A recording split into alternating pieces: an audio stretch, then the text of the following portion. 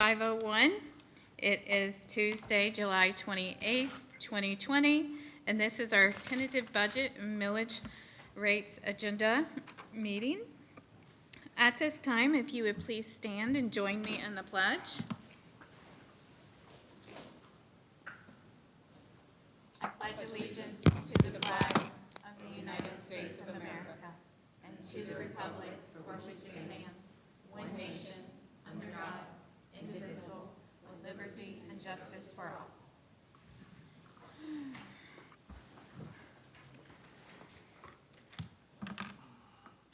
Thank you. Welcome, everyone. We have quite a few guests that are with us today, joining us with social distancing. So thank you for joining us. Today during our meeting, we have two board members that are joining us through Teams. We have Mrs. Rosario and Dr. Schiff. And I'm so sorry. It's muted. I don't. No, it's not me. It was muted, so I don't. Mine know what was just muted. happened. It's okay. I'll just wait. Do we got it? Okay. Nope. Someone else is on now. I think it's Mrs. Barrenborn. Don't you love technology? It's like Area 51 on our computers right now. Phone is off, camera is off. There you go. What would we do without you? Okay. Sorry about that. amazing. We had an echo going on. You might have had So as I was saying, we are joined by all 5 board members for this meeting. We do have 2 that are joining via Teams. And we are going to move into our adoptions of the orders of the day. Board members, this time we do need the mics unmuted. Are there any items that board members wish to move from consent to action? No? All right, then I need a motion for approval. Move approval. I'll second. Would you like to speak to your motion? No, ma'am. No, ma'am. Any further discussion? Okay, I'm not seeing any. So all in favor? Aye. Aye. Aye. Okay, 5-0. And want to thank Mrs. Poisel for joining us today and helping us. Miss Nancy needed a time off, so it's always nice to have an excellent fill-in with Mrs. Poisel. At this time, this is a very exciting time for us here in the district. We haven't had presentations since March, but it's very exciting that we do have some guests here. And Dr. Moore, I'm going to turn it over to you so that you can introduce our individuals here today. Thank you, Madam Chair. The last time we had a presentation pre-COVID, just before we shut down the school system, it was a presentation where our principals had the opportunity to come in and share their choice programs. And at that time, the energy was high, the excitement was high, their presentations were stellar. And we were looking forward to having the opportunity that following weekend to go in and see those new themes come to life, or those revised themes or enhanced themes come to life at our recruitment fair. Unfortunately, system was shut down. So as we begin to have presentations again, our first presentation also begins, as we ended, with the acknowledgement of principals. This one's a little bit different, though, because now we're going to have the opportunity to introduce to you a number of individuals in new roles. You know who they are.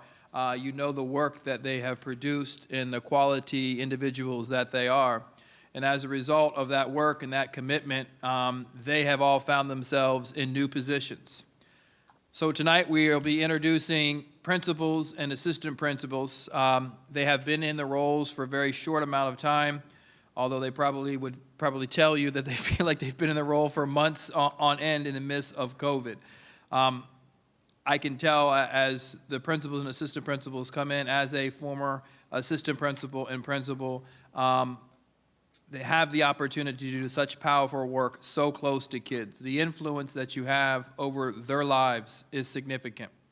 The expectation that you set as a building leader, the support that you provide to uphold that expectation is what this work is all about. And as a principal, it is a very lonely seat. It is an opportunity to uphold expectation, to push, to encourage individuals. In this day and age, being a principal is probably 1,000 times harder from when I was a principal. But we're very proud of these individuals. Each of them, of the principals that will be introduced as the assistant principals, all had the opportunity to interview, to be placed in a pool, a very rigorous process. They will continue to receive support over the course of the next year. Not only will they receive very focused support through our new assistant principal and principal preparation programs, also they've already been assigned mentors who are working with them, continuing to grow them, and doing what is extremely complex work. So I am excited to turn this over to Ms. Maddox, who will introduce them, and we will scream, yell, and shout enjoy for the work that they have done and the impact that they will have for the next several years in the lives of the children that they've been charged to lead. Well, it's so exciting to have presentations back at the board meeting. One more step toward normalcy tonight. And first, we would like to welcome our new principals. And when we have them come in, we're going to line up across this table and at the end take a picture. So at that time, I'll ask everyone to move. First, we have Kelly Good from Indian River Academy. She's the new principal. They're walking the runway. Do a spin. Do a spin. No, I'm kidding. Oh, my gosh. Patrick. Lindsay Matheny. She's the new principal at Vero Beach Elementary.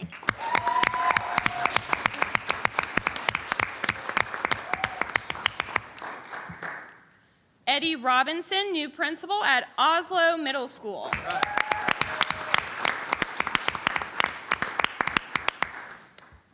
Christopher Cummings, new principal at Sebastian River High School.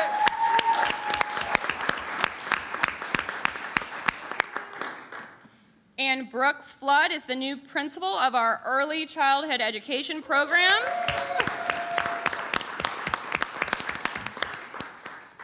Okay, and let's get a photo of our new principals together. Board members, if you would please come over here and we'll just line up around our board members who are on teams. Where do you want us? In the back?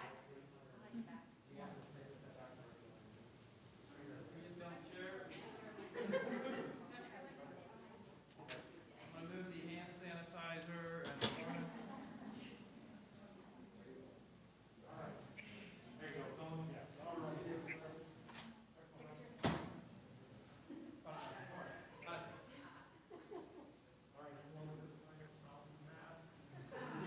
I am smiling too.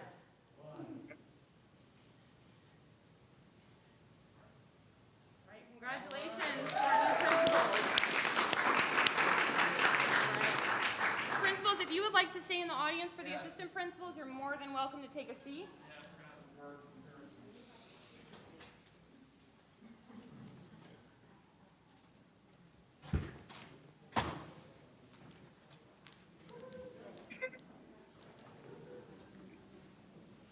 Okay, we're going to ask our new assistant principals to do the same thing. So first, I would like to introduce Jeremy Keene, the new assistant principal at Pelican Island Elementary.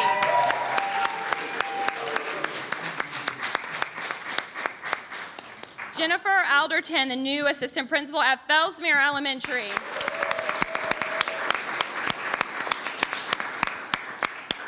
Sarah Van Bremer is the new AP at VBE.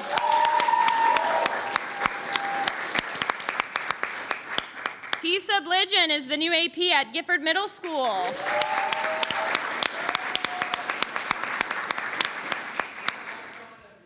Ashley Kolstad is the new AP at Sebastian Elementary School.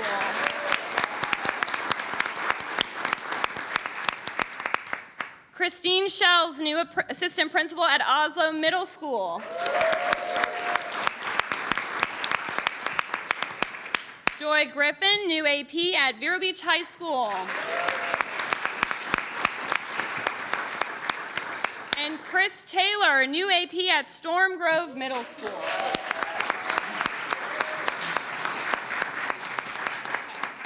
Board members, if I could ask you again to please join the APs over here.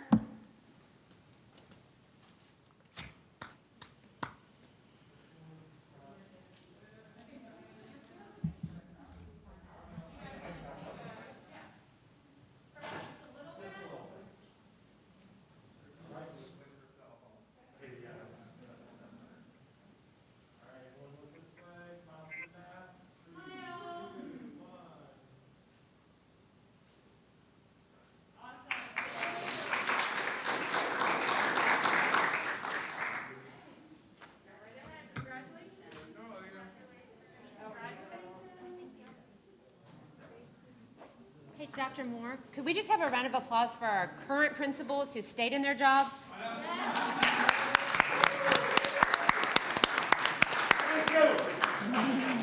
Got your back, Ramon. That is our one and only presentation for tonight, so congratulations to all of our new principals, APs, and our current admins who are at their schools doing their job right now. Thank you. Thank you. Wonderful. Okay.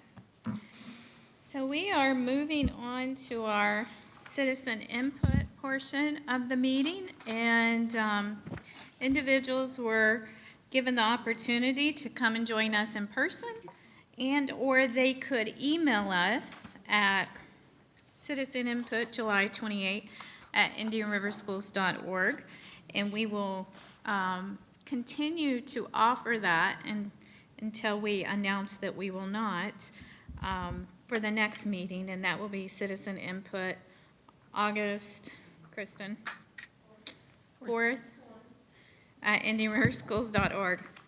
But I had a comment regarding that. Should I save it for discussion, or may I make it now regarding citizen input emails? why don't we, Wait. hold on one second.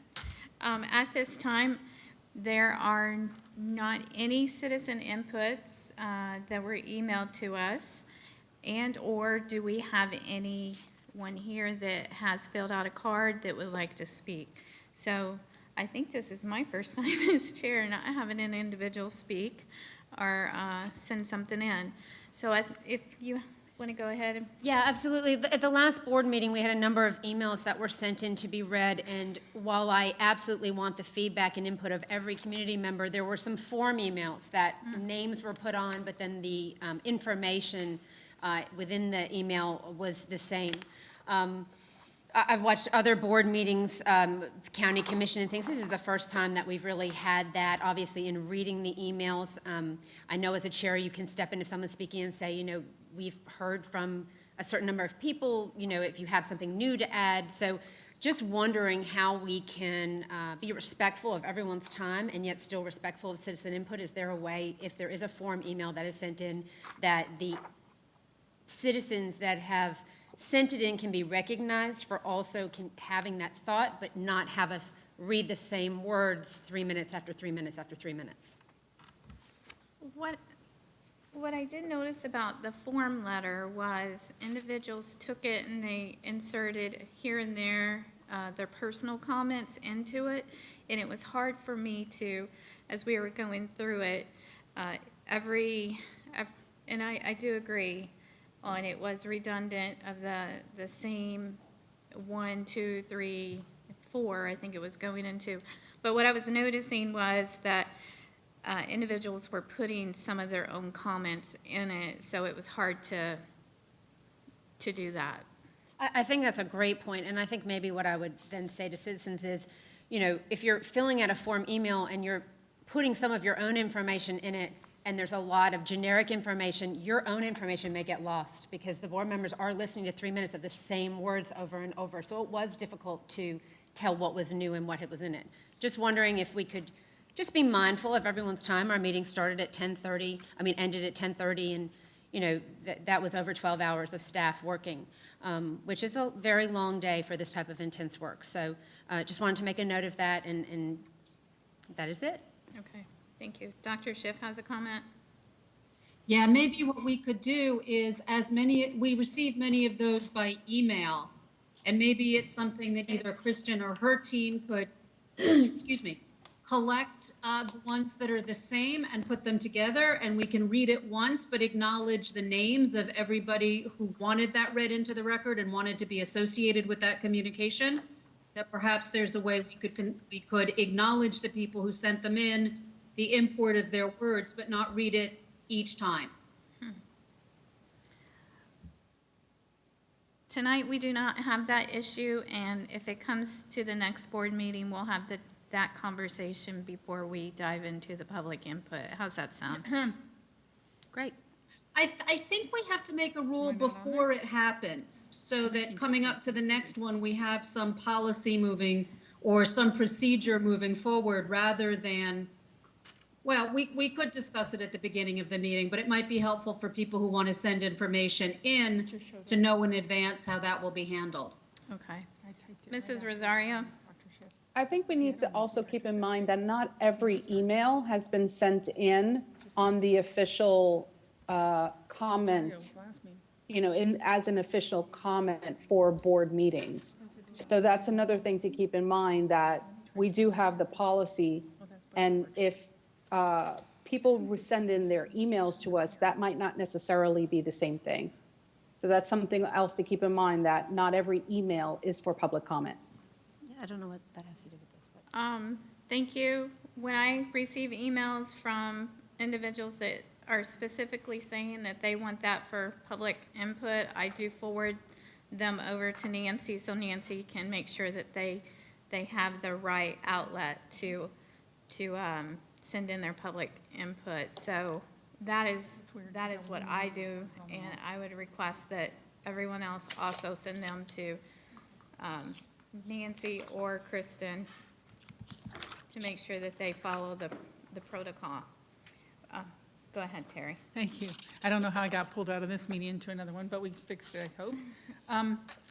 I understand the repetition is problematic, but I also worry about censoring people. And I think that I have been in county commission meetings where I have seen the chair, when somebody wants to talk over and over and over again about a topic, says, do you have anything new to add? If Right. not, please don't come to the, Oh, and that wasn't my intention. It was anything new to add. okay, Yeah. anything new to add, then come. Otherwise, could you please keep your comments short and brief? But this is different. This is emails being sent in because of the situation we're in. I think we just have to grin and bear it, and until we go back to what it is. But that's me. I just feel like I get it, and it was repetitious, and we could please ask people to provide us with their own comments, perhaps. Okay. Okay. Yeah, I'm going to disagree. Wait, hold I'm on sorry. one second. hon. Is it Ms. Rosario next? Oh, she did. Go ahead, Mrs. Justice. Oh, okay, thank you. I'm going to just disagree, because honestly, we don't know. We had anticipated by the July 21st meeting that we wouldn't be reading emails anymore. We are still continuing to do that.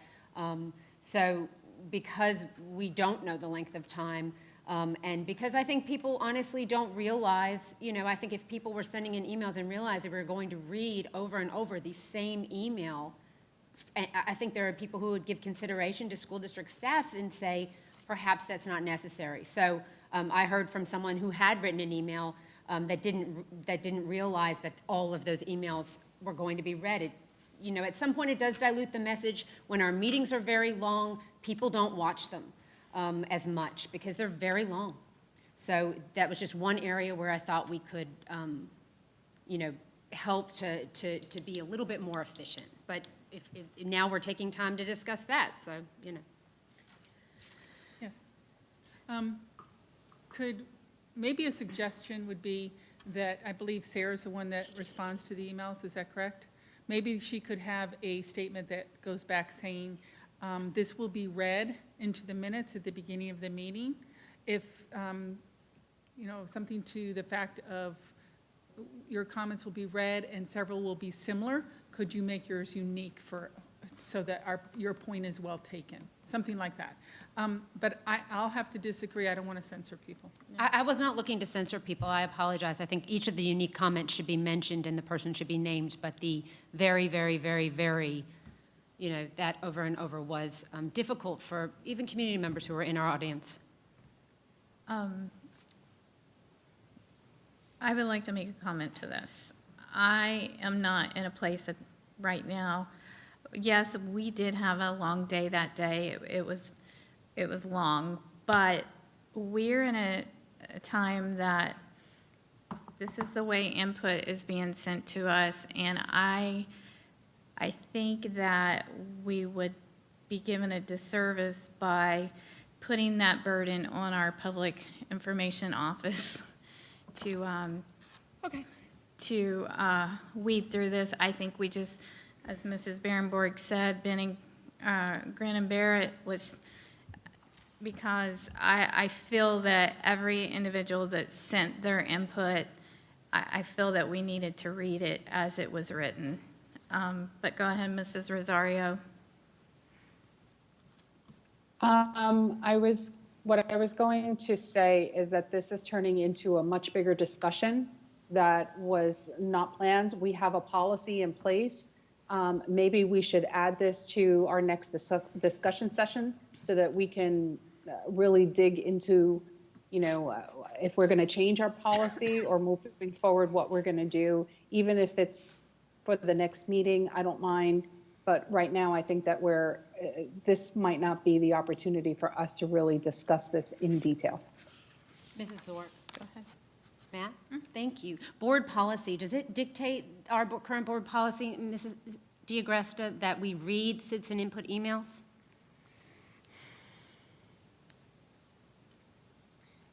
May I, Mrs. Zork? Go ahead. Thank you. Mrs. Justice, the current board policy has been temporarily waived at the recommendation of the superintendent and then approval by the school board to not require in-person public comment. Your current practice is for individuals to be able to submit public comment either in person or by email during this COVID emergency that we are under. There are no further details attached to that. The information that's been shared is that email public comment will be accepted. It is a practice, whether the board wishes to read them aloud into the record or simply attach them to the minutes or provide them in the meeting folder. That's just a practice. We don't have a policy that addresses this temporary situation that we're operating under. So my suggestion would be, I think Mrs. Rosario is right. This temporary situation can become a more permanent situation. I think it's an issue that should be discussed at a different time if that's necessary, and let's do that. Okay, perfect. All right. Mrs. Poisel, will you make a note of that to add it? Thank you. So we're going to move on to our approval of consent. I need a motion. Move approval. I'll second. Would you like to speak to your motion? No, ma'am. No, ma'am. Any other discussion on consent? No? All right. All in favor? Aye. Aye. 5-0. All right, so we're going to move over into, it's item on my sheet, it's item 5 for discussion. A, update process of agenda items requiring board approval, and this is an item from superintendent.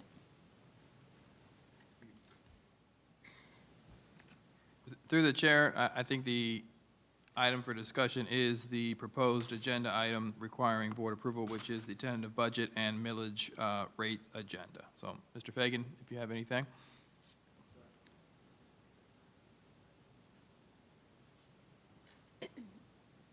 Through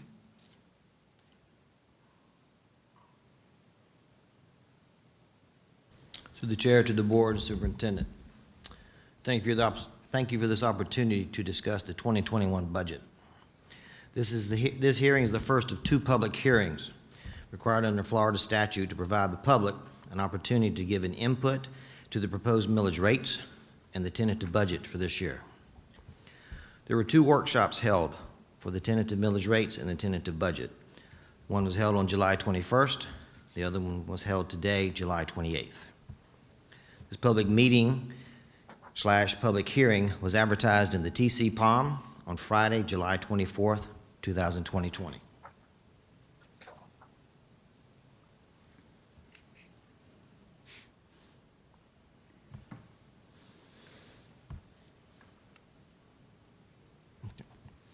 The second meeting for the final millage and final budget will be held on Tuesday, September the 8th, 2020, at 5:01 p.m. in the school board meeting room located at the J.A. Thompson Administrative Center, 6500 57th Street, Vero Beach. The notice to the public of this meeting will be through the direct mailing from the property appraiser's office via the trim notice. The proposed millage rate for 2020-21 is 6.3960 mils. This is a decrease of 2.6% from the 2019-20 millage rate of 6.5690. The total millage rate to be levied is less than or lower than the rollback rate by minus 0.10%, which means the average taxpayer in Indian River County will pay 0.10 less in school taxes in 2021. The district is levying the required allowable millage for the district to participate and receive Florida Educational Finance Program funding from the state. Failure to levy this levy, the district will not receive an estimated $50 million from the state in funding. Tonight, there are two resolutions to approve. Resolution 2021-01, which is the tentative millage rates. Resolution 2021-02, tentative budget. These approvals are required for the district to be in compliance with Florida Department of Revenue trim requirements. TRIM stands for Truth in Millage. The levies, or the millage rates that we're levying tonight, are four. Required local effort, 3.6480. Amount to be levied or raised in dollars is $72,939,315. Basic discretionary operating, 0.7480. Amount to be levied, $14,955,759.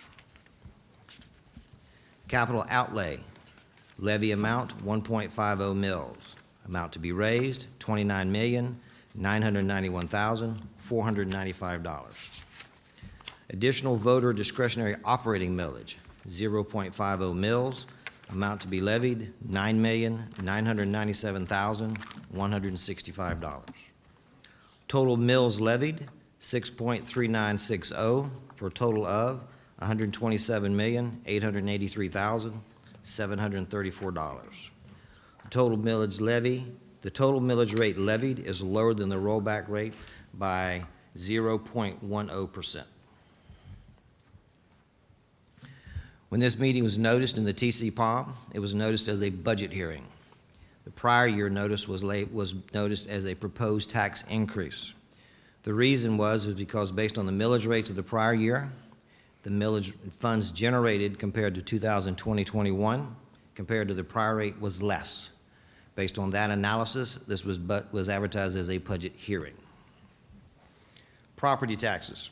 Property taxes for 2021 are approximately 2.6% more than the prior year, or $519,000. Total property value is $20,430,159,579.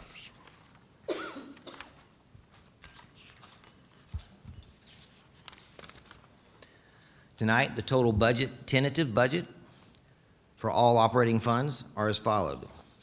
General operating budget in the amount of $177,193.55, $193,055. Debt service budget in the amount of $27,436,828. Capital outlay budget, $50,490,049. Special revenue budget in the amount of $25,725,212. Internal service budget in the amount of $30,924,017. Enterprise program, also known as extended day program, $2,443,000. $139,222. Total tentative budget for all funds for 2021, $313,908,384. Okay, Yes, ma'am. all right. Superintendent? Through the chair, we're on the purpose of the public hearing, correct? All right, the purpose of tonight's meeting is for the board to adopt tentative millage rates and tentative budget for the 2021 fiscal year. After receiving public input, trim, truth in millage advertisements have been placed according to the specifications of law. Trim requires that the first issue we discussed at the public hearing is, I should have worn my classic. Public hearing is concerning the proposed millage rates for the fiscal year. By law, the budget is required to be adopted after the adoption of the millage and after public input on the budget. Madam Chair, after the consent agenda and action agendas are approved, I will review the proposed 2021 millage and budget, followed by input from the public. Then the board will adopt the appropriate motions with a roll call vote. Okay. Thank you for that explanation, Mr. Fagan. Is there any board comment before we move into the public hearing for the millage rates? Okay. All right, so we are moving to B, public hearing of millage rates. This item deals with 2020-2021 proposed millage rates. Dr. Moore, have you documented the public hearing was properly advertised in accordance with state statutes? Yes, ma'am. Okay. We now recess this meeting to conduct the public hearing as advertised. The public hearing is now in session. Dr. Moore, are there any written responses to the advertised public hearing to be read at this time? Not at this time. The public is invited to address this issue at this time. Do we have anyone in the lobby? Do not think so.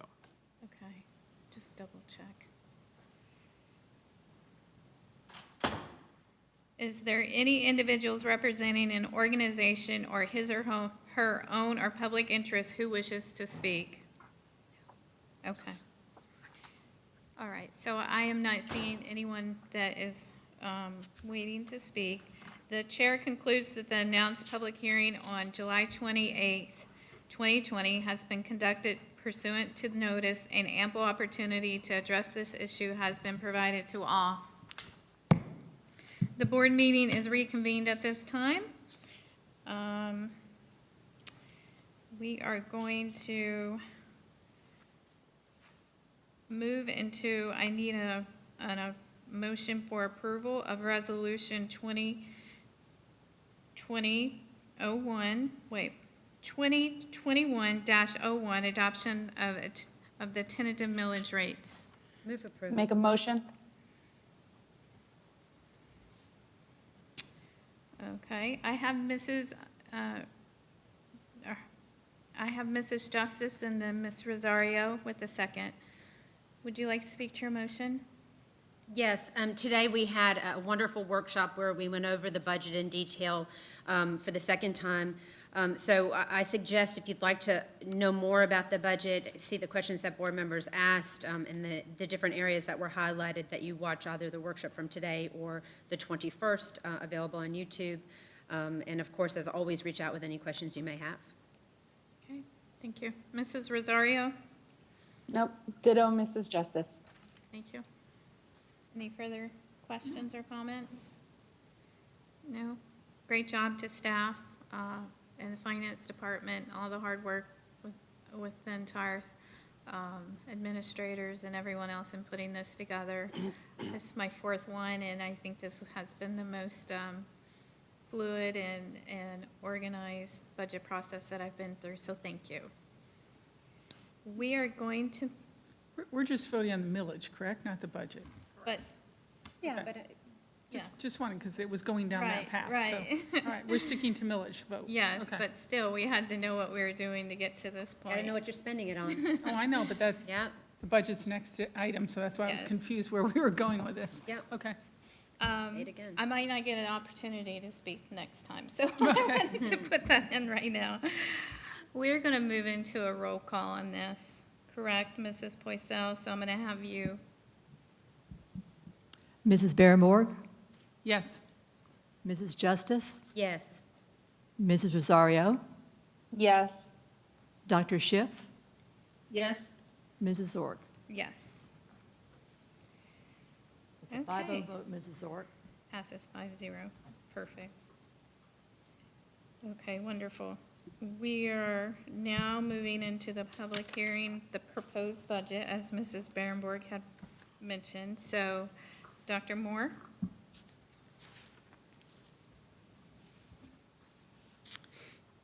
I believe we already had Mr. Fagan that had reviewed this.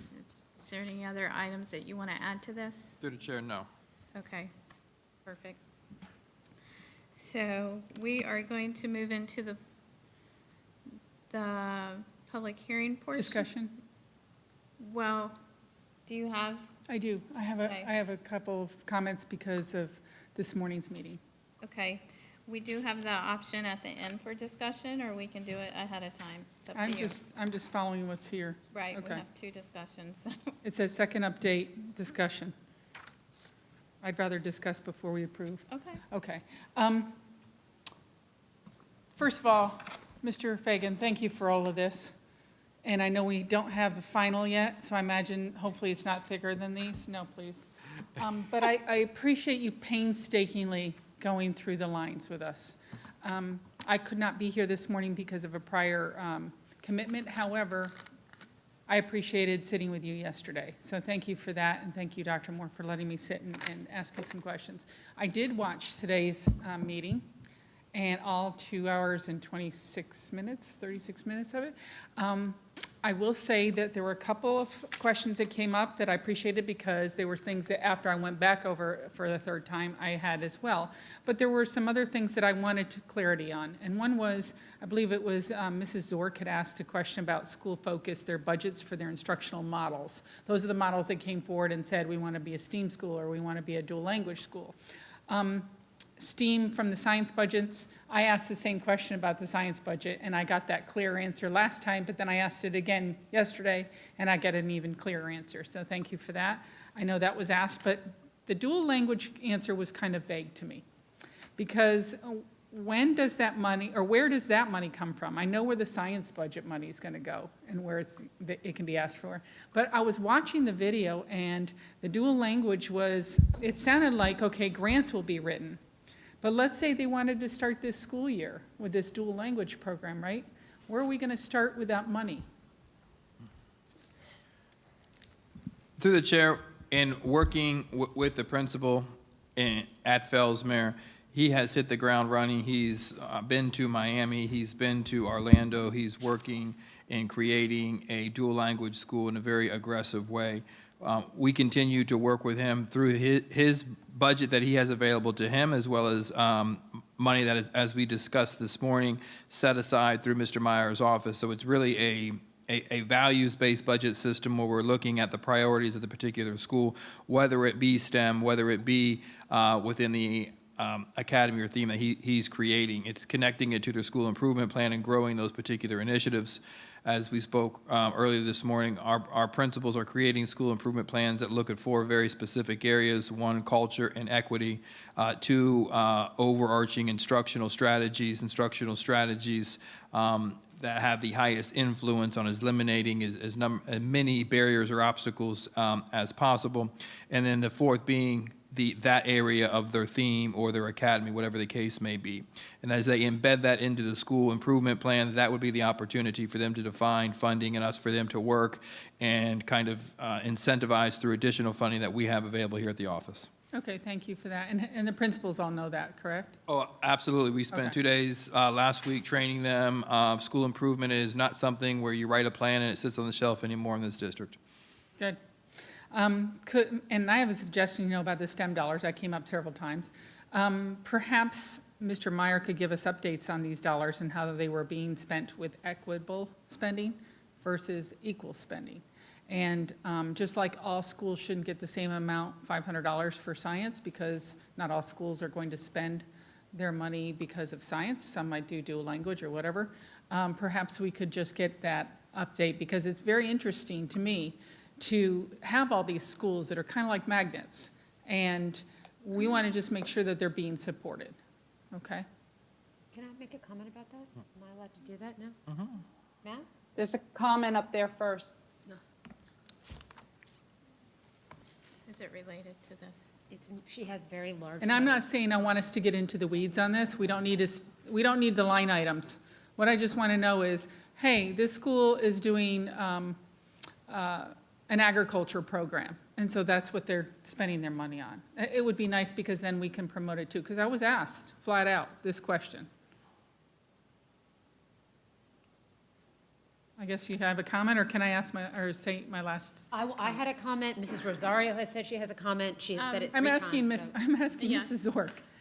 Mrs. Rosario, is it a follow-up to what Mrs. Berenborg had said? Because she does have some other comments that she wants to get into. So is your comment a follow-up to hers? Yeah. Okay, go Yes, ahead. it is. All right, well, I don't know unless I ask, so go ahead. Mrs. Barenborg, earlier today, I had the same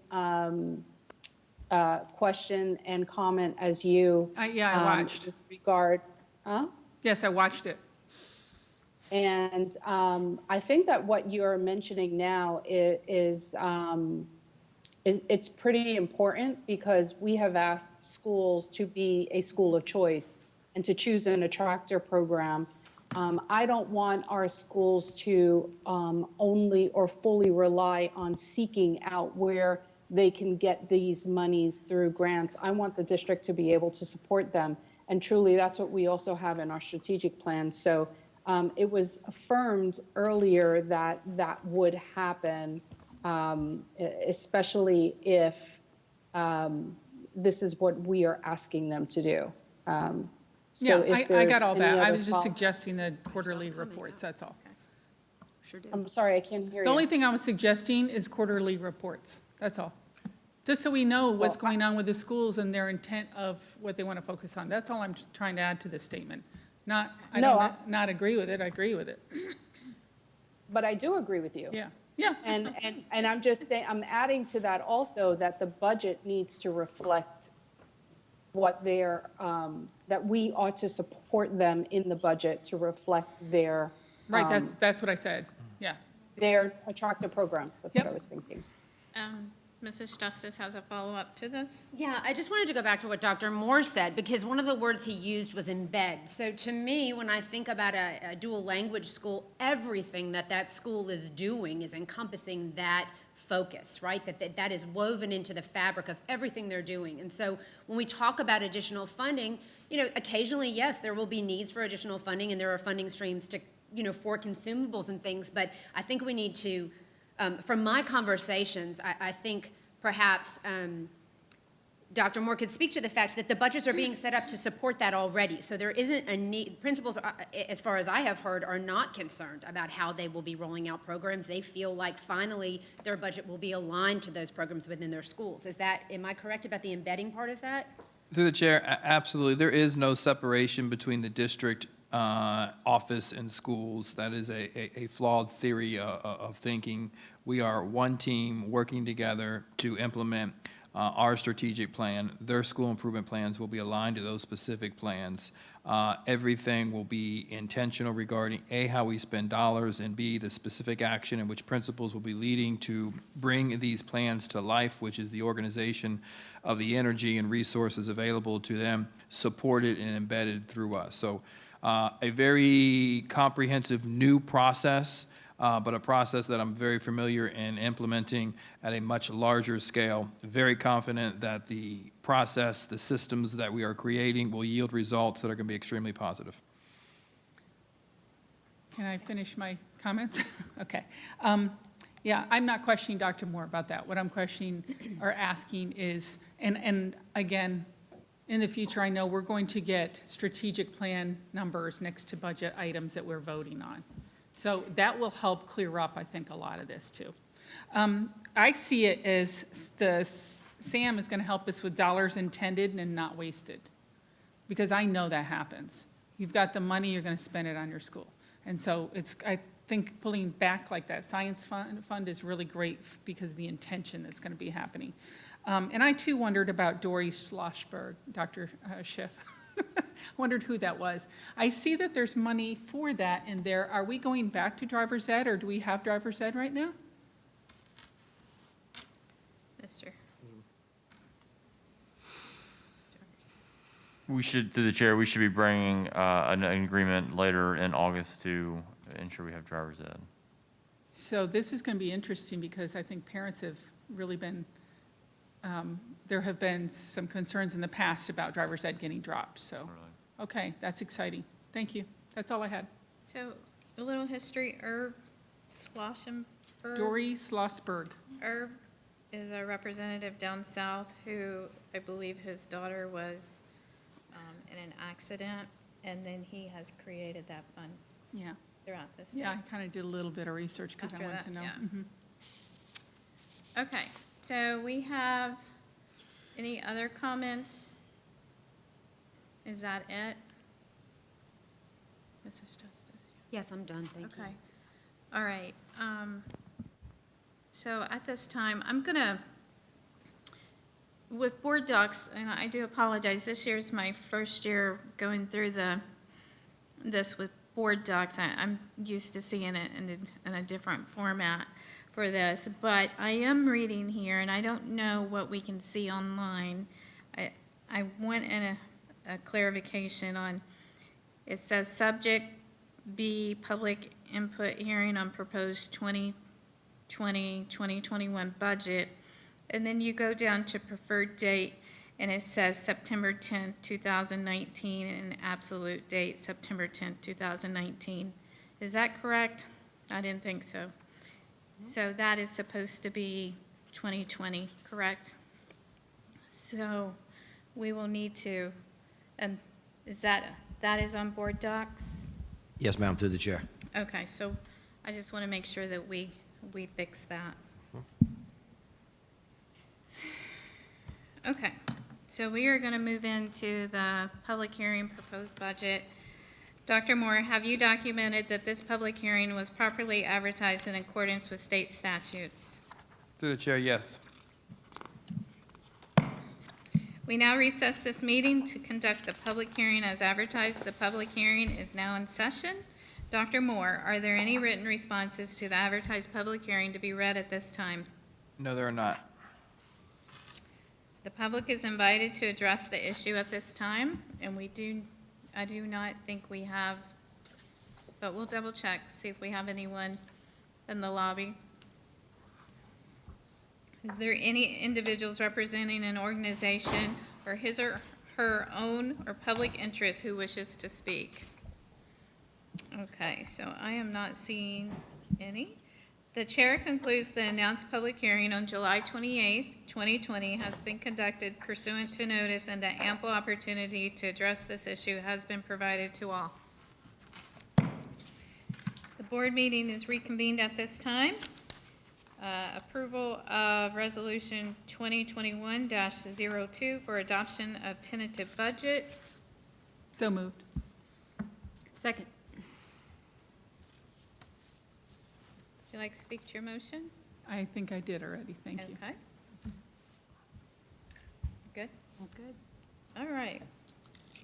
So I am not seeing any further discussion on this item.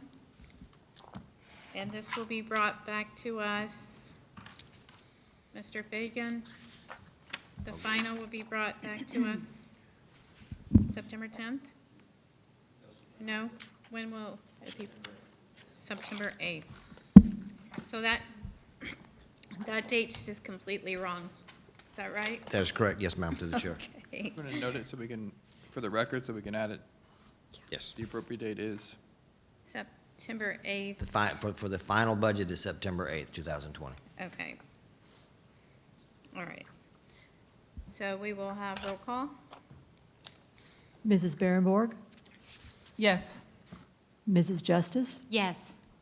Mrs. Rosario, Yes. Dr. Schiff, Yes.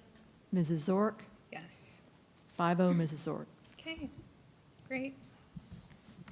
Thank you again.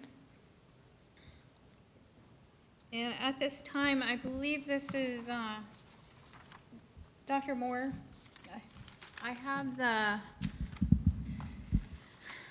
attached that I had in my backup about you wanting to review the Yes. process. Yes, This would be that time. the discussion. Thank you, Madam Chair. I thought it would be appropriate, given the length of time of this meeting, to quickly review the process we use to approve board items, as well as kind of highlight the process that we're going to start using, connecting items to our district strategic plan. So as you know, last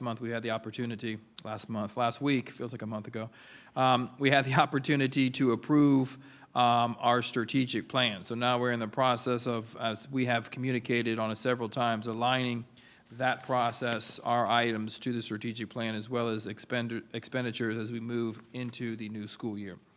So I thought what I would do is start with the actual process. Once again, a number of conversations regarding, the flow of work or questions regarding how we systematically bring items to the board in the review process and preparation process conducted from staff. So in the item that I've presented to you in your backup support really walks through the process, where it starts with executive assistants creating items, taking it through senior staff. Senior staffs are the individuals that work for our cabinet members in the creation and really the mining of the particular items, working with the vendors, ensuring that the school board attorney has had the opportunity to review the item, ensuring that risk management has had the opportunity to review the item before it is ultimately sent in or submitted to the cabinet member. So even prior to it coming to me or coming to a cabinet member, we've ensured that the COI, certificate of insurance, if required, is there. Any contract with the vendor has been reviewed, both through legal and our school board attorney. Then cabinet has the opportunity to present that information to me, in which we discuss each particular item, ensuring that it is on time frame and it is aligned. And then here you'll see in this particular item a yellow highlighted area where now, when you look at the items, so if you go back and you looked at, I'm sorry, Brandon, I'm going to flip the script on you there. If you looked at a sample business item, which is the other attachment presented, you'll see the fiscal impact, which is towards the end of that particular item. There will be a narrative included in that item in the item within that area for each item that is presented to you. So that'll give you a better understanding as to how, not only what the fiscal impact is, but how and where that level of alignment would be within our district strategic plan. You'll also see within goals, we have consistently done that in the previous process, but we will now use aligned to our 5 focus areas. So as items come before you now, you'll see which of the 5 focus areas it is aligned to, as well as the fiscal impact and the alignment of the strategic plan. We're able to capture this information on board docs, so we'll be able to record and capture. So this morning we had a conversation about how we would be able to create next year's budget by really looking back and aligning expenditures to areas within our strategic plan. This process will allow us, from a board's perspective, to capture that information as we move forward. And I will use a very similar process internally with my team as we look at expenditures moving forward. When items are approved by me, they are placed on board docs, and we go through a process which is cabinet or agenda prep. That is an opportunity for me and staff to sit with board members, review items before we move forward, asking questions, getting clarification, and doing additional research at the request of board members. Once we make those modifications or shifts, we then take the item for a workshop.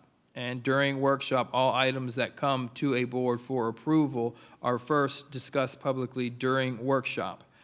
Some items are historical in perspective and what Mr. Fagan would call housekeeping, but we still provide the opportunity to have the discussion regarding those particular items. And then from workshop, we take it to the board for approval, where we have the opportunity to move items from consent to action at the will of any of the board members or myself. And that is the process that we follow. I just thought it timely to quickly review that process. This is a process that I have crafted or learned while in my previous district. It has really ensured that the flow of communication, the depth of understanding that both staff has as it relates to items, as well as board members are provided in the preparation and delivery of these particular items, continues to move the work forward. And as you look at this particular timeline, one of the things I hope stands out to anyone who is listening is the forward thinking that is involved in this particular process. This isn't, board items we don't start working on 2 weeks before. We're a month out from the onset all the way to delivery to board items, which requires us to be extremely proactive in looking at information to ensure that we bring it to the board, in a timely manner, but in a fully vetted manner with enough time not to rush or not to respond or not to make mistakes. So I just thought that was appropriate as we end tonight's meeting, just to quickly provide that information. Really looking forward to bringing items moving forward aligned to our strategic plan. I think that's really going to add an additional layer of dialogue and conversation regarding our district strategic plan, ensuring that we never take our eyes off that plan that we have created. Thank you, Madam Chair. That's my brief presentation. Thank you. We have some questions and comments on that. Mrs. Barrenborg? No, I just have a comment. Thank you. I think this is a great way to see that items have been vetted, not just placed on a whim, and that it's funny, I was writing the word timely when you said that and proactive when you said that. They're timely and proactive, and this will hopefully help streamline our meetings, because I think this allows board members to really be able to know that everything's been vetted and that they can ask the questions in individual meetings, feel comfortable that things have been well handled for a long time. I mean, I remember getting on the board and things were given to us on Friday night. And so I had the whole weekend to read, and then I only had Monday to ask questions. So I really appreciate this forward thinking. Thank you. Mrs. Justice? Yes, thank you very much. One of the things that I've seen as a challenge is onboarding new board members in Indian River County. And while it's great to have board members that bring each of their individual viewpoints, there's also a set of information that I think would be helpful to board members as they embark on their 4-year journey. So this would be something that could be shared with board members. I urge you, Dr. Moore and Cabinet, to please think about that and perhaps meet with board members individually during our meetings and ask, what would be helpful? What are you using, or what information did you feel you lacked when you started? Absolutely. Okay. Any other comments, ladies? No? Okay, perfect. Dr. Moore, I see in closing there, let's see, where am I? Closing comments. Did you want to talk about next steps in adoption of budget millage levy? Through the chair, no, not this time. Okay.